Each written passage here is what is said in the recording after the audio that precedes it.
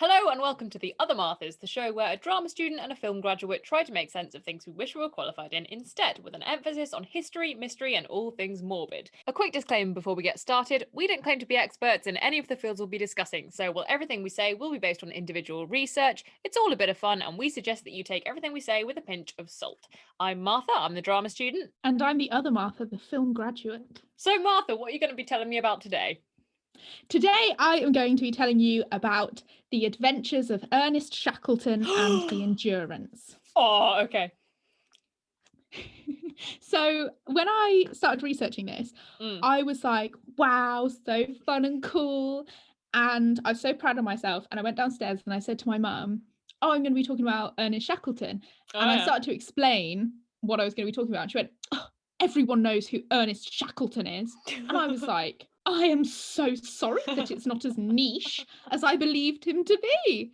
So I didn't know it was like quite a popular story. Well, the thing is, I think like I know random staples of it, I think, but at the same time, I couldn't tell you which Arctic or Antarctic things are him and which ones are Captain Scott, and I couldn't tell you the actual blow-by-blow details of the mission, or I can't even remember if it went wrong or not. Just to clarify, because my mum will listen to this and be like, I wasn't that mean. She wasn't that mean.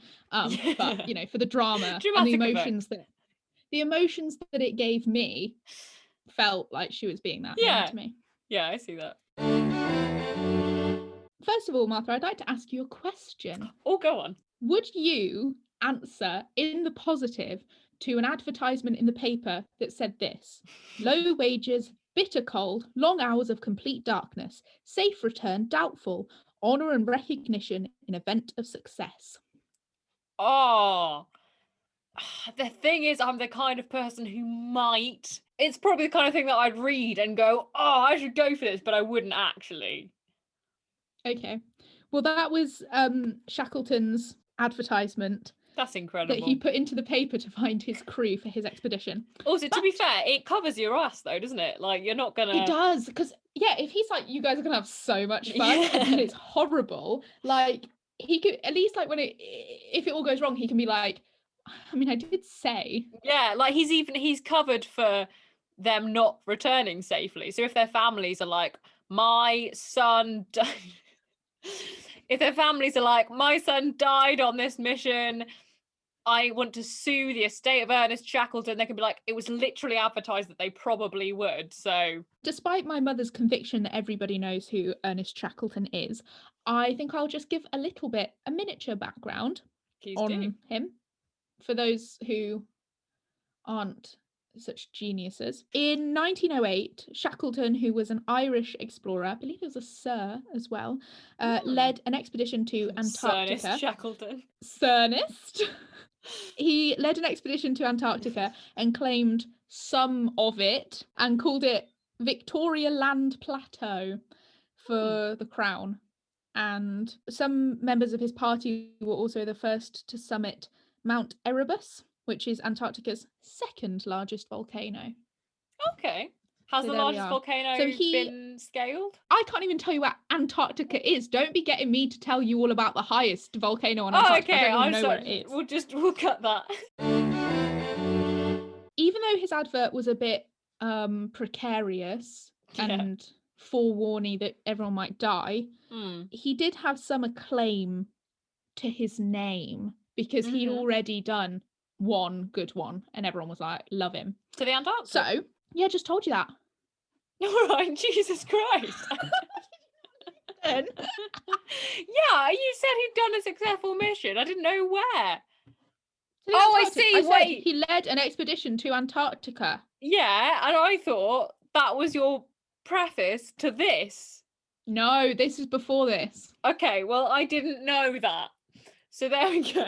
Well, sucks for you that you're not in my brain, because then you would have known that. Shackleton's all like, I want to go back to Antarctica. And Scott and another guy had already claimed the South Pole. Oh, yeah. So Sir Ernest was like, I need to one-up those lads. So what I'm going to do... Well, he'd one-up those lads by returning alive, really, wouldn't he? Says, I'm going to one-up those lads. I am going to cross the whole continent via the South Pole. Okay. And he would be the first ever person to do it. And so he organized these 2 teams to create supply drops along the route.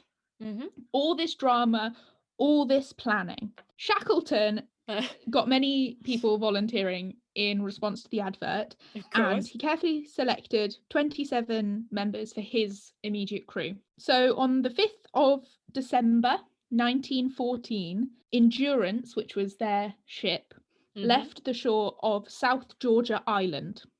Okay. My understanding of South Georgia Island is that it is not South Georgia of America. Yeah, I was going to say. It's an island near Antarctica called South Georgia Island. Got you. That's my understanding, and it is a poor understanding. I didn't do geography again, I did history. Oh God, not this again. Come to bite us in the bum. Yeah, one of our old arguments will come back during this case as well. You'll love it. Oh, no. Yeah. Endurance was one of the best ships of its day when navigating icy conditions because it had a sturdy hull, an 85-inch thick keel. Hold on, let me just, with my fingers, 85 in. Martha is counting 10 inches. 85 inches was enough of a measurement, It's thick, Martha. It's thick. Yeah, but the thing is, inches are so... Inches are really small, and so 85 inches, to me, doesn't necessarily translate to a concrete thickness. 85 inches in feet? The answer is 7.08 feet. Okay, so not at all what I said, but big. Yeah, bad maths, Martha. And a 350 horsepower steam engine. Endurance so many horses.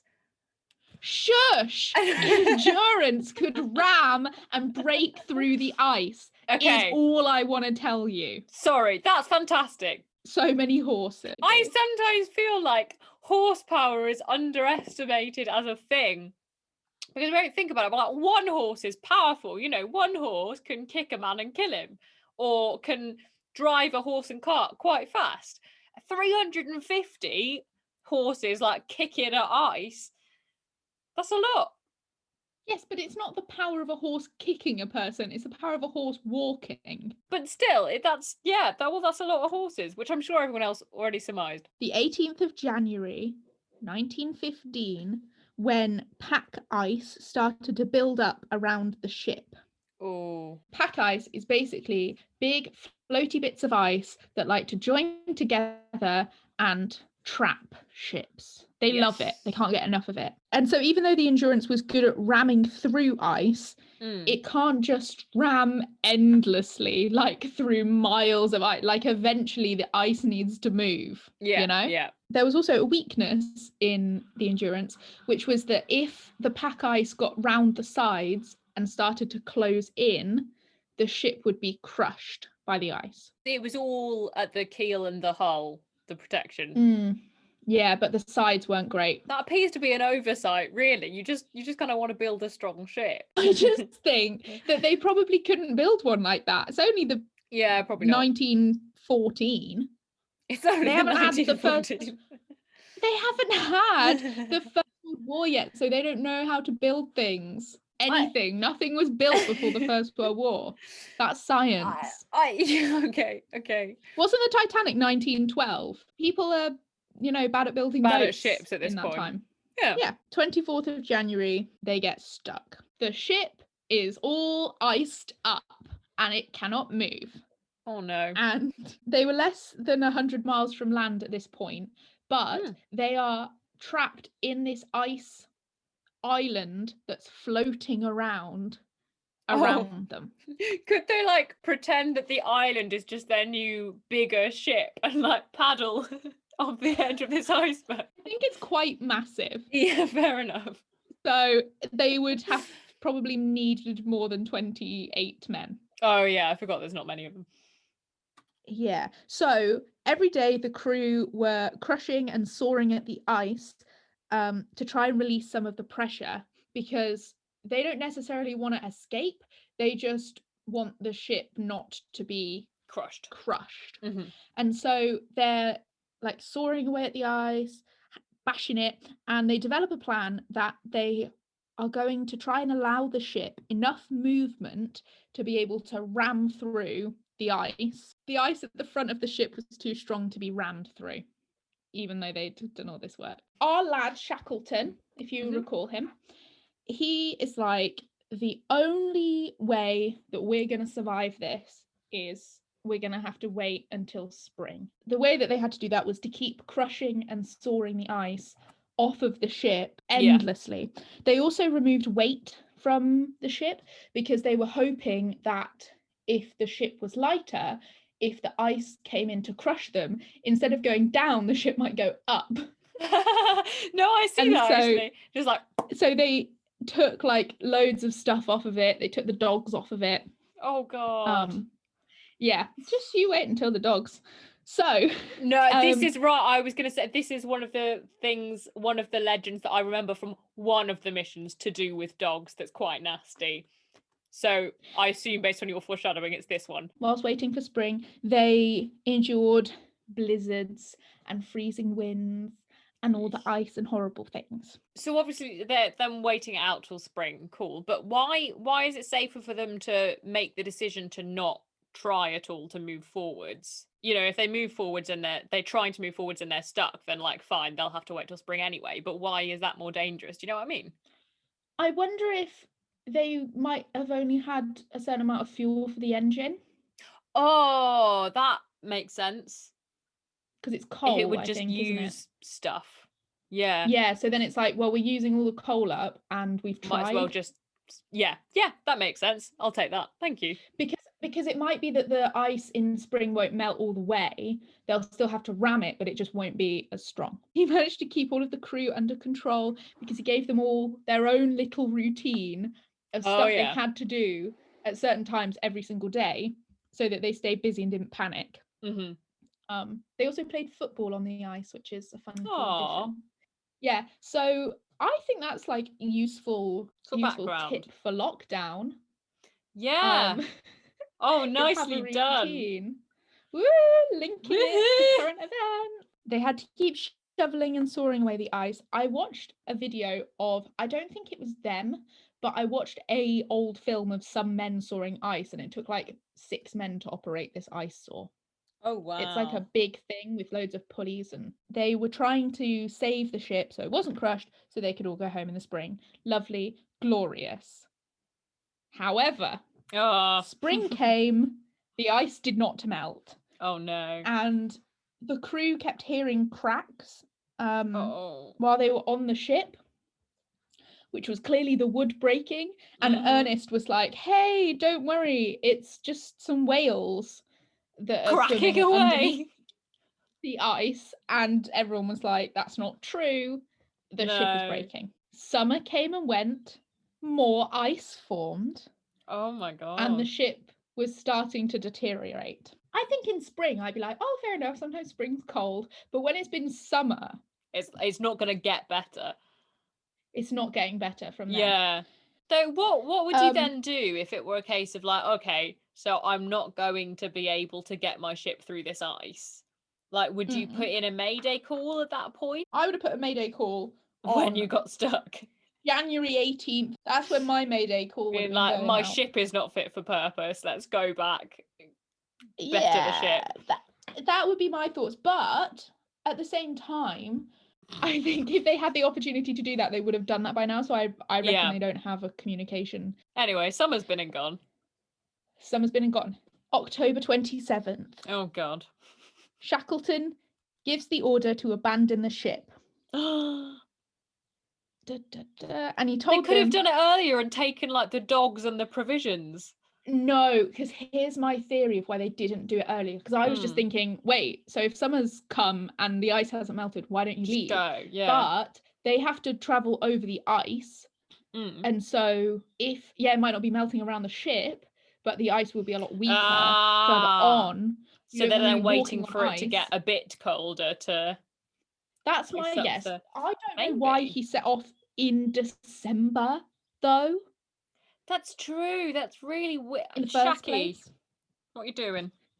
Shackers, mate. He did a little speech and he told everyone, that they will get home. And do you want to know the immortal words that he spoke about how they would get home? Yes, please. He said, "We're going home." Great.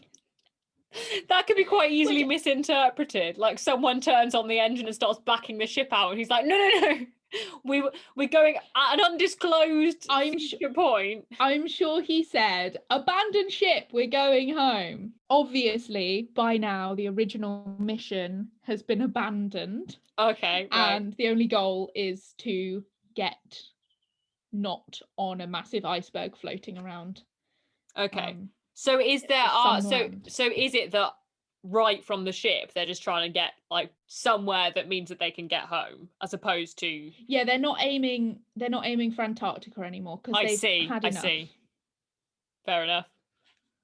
I don't know, you've been all that way, you might as well stick it out. But... yeah, I thought they would, but I think it is sensible that they're not. So they'd been on the ship for 281 days, and that's just stuck in the ice. That's not traveling. Oh my god. Go mad. So maybe you wouldn't feel like trekking across Antarctica at that point. Yeah. So they made a camp on the ice 1 mile away from the ship, and they spent about a month salvaging Endurance for supplies. So they had food, and they also had 3 lifeboats. Okay. But food was running low. And then one of the videos I watched said, and they had no way to get more provisions, except they did because they hunted seals and ate penguins. Ah, okay. So... what an interesting claim for that person to have made. I know, I think they were like trying to make it more dramatic, but they could still fish quite and dramatic. Hunt. They spent this month salvaging the ship, and then on November 21st, 1915, Endurance is crushed by the ice and disappears. Nasty. So they're like, we better go. Yeah. Because we haven't got a ship anymore. And so they set off on their little adventure. December 20th, not sure why it took him so long, but December 20th, Ernest decides that they'll aim for Paulet Island, which in his mind is the nearest land to them. Oh, this is sounding horribly like the Moby Dick story, where they're like, I think the whatever it is, so island. They're not going, I don't want to go to the nearest land because I think there are cannibals there. Yeah, that's a good point. Which is, if you haven't listened to our Moby Dick episode, check it out. It's a good time. Yeah, and if you want a little blurb, listen to the hit single TV and No Sextant. So he decides Paulet Island. He thinks it's the nearest land. It's actually 350 miles away. Oh no. So they set off, but as they're walking towards Paulet Island, the ice is basically treadmilling them away from where they're trying to go, and it's floating in the opposite direction. Oh no. Yeah. And so on this fun little hike they go on, they have to start eating their sled dogs. Oh, yeah. Which is very sad because they're very cute little dogs. The guy who's like second in command is quoted to have said, "I have known many men I would rather have shot than those dogs." Oh. Which I think is funny. And if he said it at the time, if I was on the crew, I would have been like, yeah. Shot and ate, or just shot? Like, just take the firearms away from this man. Yeah, maybe Frank shouldn't have the firearms. So, the journey was also really difficult because there were breaks in the ice, and the breaks in the ice were so wide that they had to sail across on their lifeboats. But every time they got into the water, they all got really wet and then froze and then were cold and miserable forever. Yeah. Because there's no firewood. Oh, of course. And you're like, even if there was, you can't really light a fire on ice very well, because as soon as the like, even if you managed to get a fire going, it would immediately start melting the ice, which would put the fire out. Oh yeah, I forgot about water. One fortunate part of this story is that the ice was actually merrily floating towards Elephant Island. Oh, good. And so they did manage to get off of the ice. Well done. And onto land. and it was the first time that they had stood on land in 497 days. Phew. Gosh. So they had been walking for like 210 days on the ice. Oh my God. And how Nightmare. this might sound like a stupid question, but how did they actually ascertain that, like, where the land was? Because presumably the land was also incredibly iced up and just like a white expanse. Well, they were there on the 15th of April, and so there may have been grass, but also they did have, unlike our little friend from Moby Dick, did have a sextant. They hunt the local wildlife to refill their provisions, but they still had no way to send a message, and no ship was going to be passing Elephant Island. Yeah. Oh dear. Start a new life, I guess. Yeah. That's not what Ernest thought. Ernest took 5 men on one of the lifeboats and went to find help. Oh. So he took 1 month of supplies, because his reasoning was that if they didn't find help in a month, they'd be dead anyway, because they would just be in the Antarctic Ocean waters. Yeah. And so might as well anyway, leave it for the guys on the island who might then have a better chance of living. Yeah, fair enough. Quite noble. The lifeboat was 20 feet long. They planned to go to South Georgia Island, our favourite place, which was 900 miles away. Oh my God. Yeah. And South Georgia Island itself was 100 miles long and 20 miles wide. Would you like to try and work that one out with your hands? Or yeah, just give me a minute. It's big, but not for an island. No, it's small. Yeah. No, but it's big for a boat. So it's big for a boat, yes, but it's an island. Yeah, it's big for a cat, Martha. What are you talking about? Because it was so small, it was going to take some really good navigation to find. Yes. In the middle of a massive ocean. They had to cross a particular part of this ocean, which has a name, but I didn't write it down, that had 50-foot high waves. Ooh. Oh my God. And Hold on, 50 foot. And the tea is that, as I've said before, if you get wet in freezing water, then you get cold and then you die. Yeah. Ernest gave command to Frank Wilde, our favourite man Frank. from before, who wanted to shoot men instead of dogs. Yeah. Because apparently they were best friends. And it said in one of the videos I watched that they could finish each other's sentences. Oh, cute. Which is so cute. It's such a cute way of saying, like, they understood each other. Yeah, I like that. Is just to clarify something, did they have to kill and eat all of the sledding dogs before they reached Elephant Island? Oh, yes, they ate them all by the 30th of March. Oh, so they had like a month on no dogs. Well, half a month. Half a month, okay. Yeah. That's all right. I could do that. I've survived 23 years on no dogs. Yeah, exactly. The weird thing is, though, is that, maybe it's not weird, they were supplementing their diet with the dogs, so they hadn't run out of provisions, but they were like adding dog into the diet because then they could keep the provisions for longer. Yeah, that didn't make sense. And the other argument for killing and eating their dogs was that the dogs were eating more meat than the men, which isn't ideal. Yeah. In a survival situation. No. In normal life. Oh, brilliant. The doggos. They had a plan if Ernest didn't send rescue by spring. Frank was to try and find a whaling post on another island.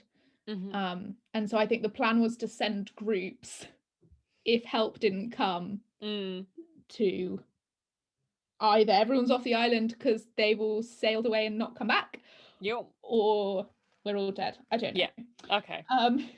So on the 24th of April, 1916, Ernest and 5 little sailor guys set off, and already pack ice is forming behind them. Don't get trapped again, Ernest. You'll really kick yourself.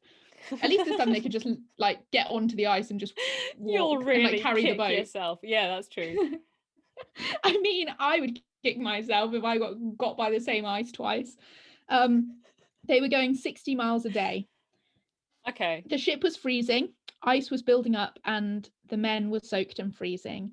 And also, every time a wave came over the boat and filled the boat with water, it would then freeze, and then the boat would get really heavy because it was full of freezing water. Jeez. So they had to chip away at it, and they also had to throw away sleeping bags because the sleeping bags got soaked through and then froze, and also spare oars because they were also too heavy. They experienced massive storms on the crossing. On day 5, they were nearly capsized by a gale, and on day 11, another gale came. Within 14 days, they spotted South Georgia Island. 14 days! That's 2 weeks of being on a freezing little boat. Damn, I'm impressed with them though. That's pretty cool. Yeah, they've done a good job. On May 10th, they reached South Georgia Island, and it took a whole day to land because they landed in this bay called, I think it's called like King Hopkin Bay. That's how they say it. I don't know. Which is on the south side of the island. It was like super rocky, so they couldn't land there, but their boat was so damaged that they couldn't get round to the other side of the island to park the boat. So they had to get out on the rocks. Yeah.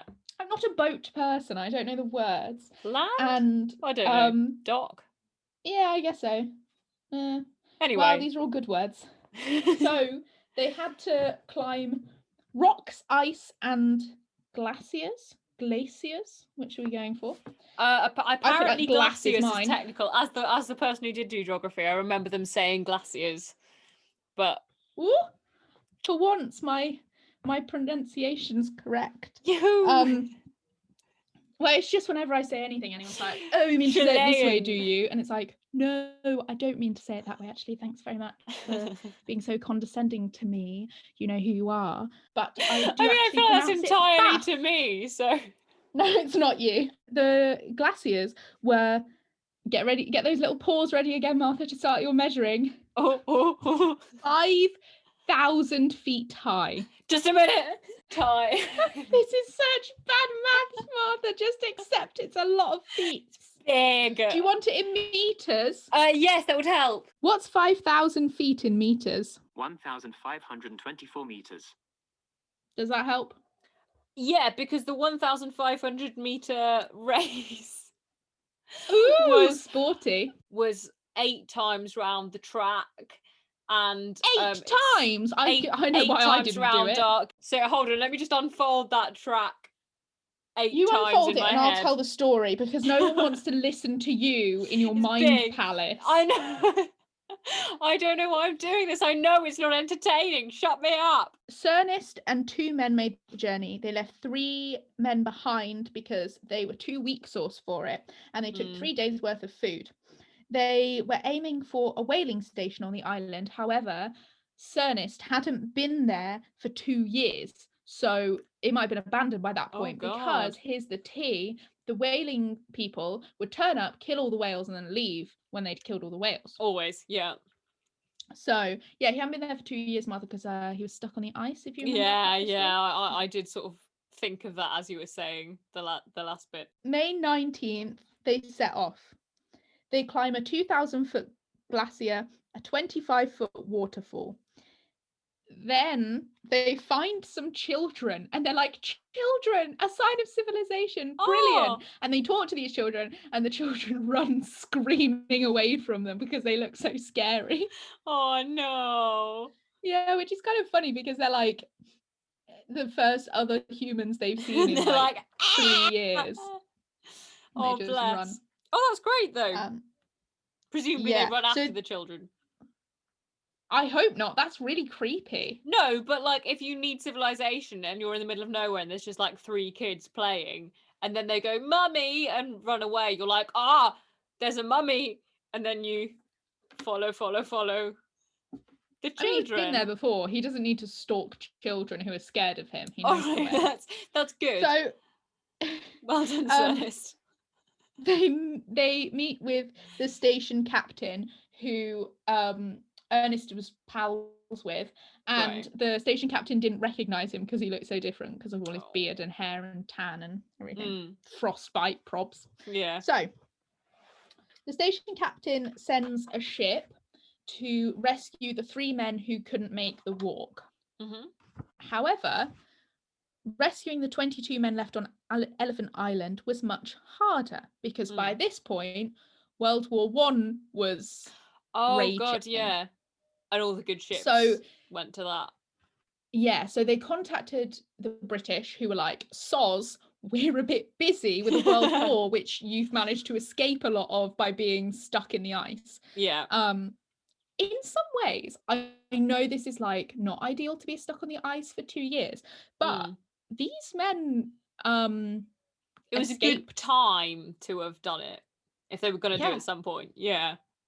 And it's a good time to get stuck on the ice if you're going to. Yeah, like it would be awful, and also I mean at that point they wouldn't have known that they were escaping a world war, but I feel like I would prefer to at least be in a predicament where it's like, well, this is horrific conditions, but we're not against each other, and yeah, well, you know, rather than being like also freezing but in a trench and your mates keep getting bombed down and you're being shot at and everything is horrible. Oh yeah. And you're having to kill. That's true. I mean, they did have to kill their dogs. That's true.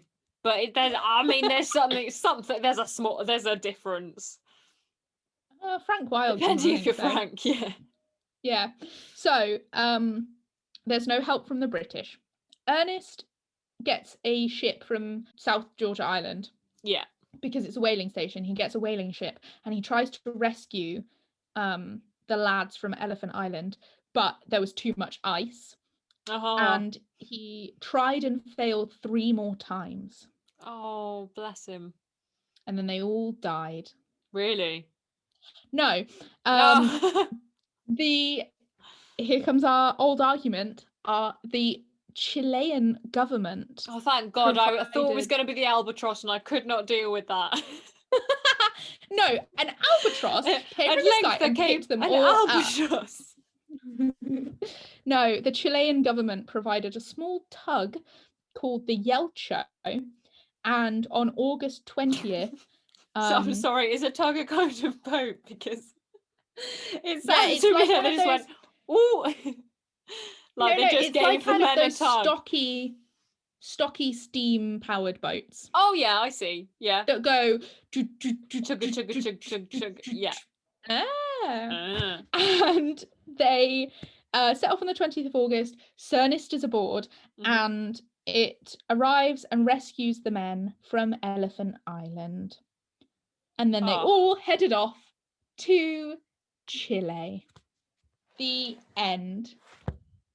Oh, fantastic. Oh, that had a so much happier ending than I thought.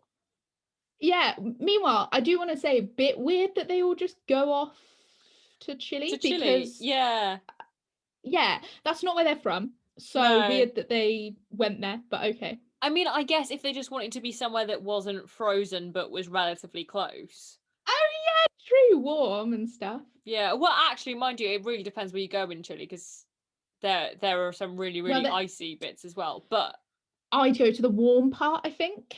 Yeah, me too, for sure. I actually have something that I know about that mission that I learned off QI, if you're interested. Oh, yes, please do tell me. Lovely. On the Shackleton mission, on Christmas Day, they decided they wanted to have a Christmas meal, but obviously all they had was, you know, not Christmas meal stuff. So they made a Christmas pudding, which was made up of, if I remember correctly, it was like a biscuit, 4 raisins and some meths. And they put it in a sock and just cooked it a bit and had it. And then they tried to make mulled wine, which was like more meths plus like 3 raisins. It was just, they just put raisins in some crap that shouldn't be eaten and then had it. I would have been so if I was on this expedition, I would have been like, guys, stop messing around cooking your sock, because we need to keep going. Why are we just sitting down cooking a They're sock? like, no, we're making raisin sock pudding. And also, I also love that they did that they drank the meths, because what meths is just ethanol with stuff added to it that makes it not safe for human consumption. I mean, obviously, don't drink meth. It's not good for No. you. Watched a video about a man who went blind from drinking it, so Jesus. not good. Just why would But- you, in a survival situation, fair enough. But like, Yeah. if you're just like, oh, I Well- fancy drinking a huge amount, and the least you can do is not drink the stuff that's also poison. He brewed his own moonshine and accidentally God. got meth in it. Well, not meth.